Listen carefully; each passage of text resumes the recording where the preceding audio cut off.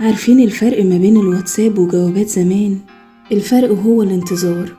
زمان ما كانش فيه سين ولا كان فيه اونلاين، كان فيه ورقة بتسافر بلاد عشان توصل ليد صاحبها، شايلة ريحة ايد اللي كتبها، وممكن تلاقي فيها بقعة حبر صغيرة او وردة متدارية بين السطور.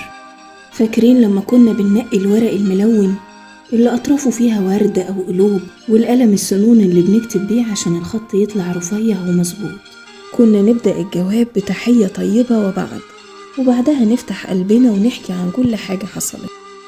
أما البوسطة دي فكانت حكاية تانية، الوقفة قدام صندوق البوسطة واللحظة اللي بنرمي فيها الجواب ونسمع صوت خبطته في آخر الصندوق، كأننا بنرمي حتة من قلبنا ونستنى القدر يوصلها.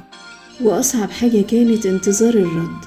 كل ما حد يخبط على الباب قلبنا يدق ونقول يا رب يكون البوسطة دي. ولما يجي الجواب كنا نقراه مرة و10 و100 ونحفظ كل كلمة فيه لحد ما الورقة تدوب من كتر المسك.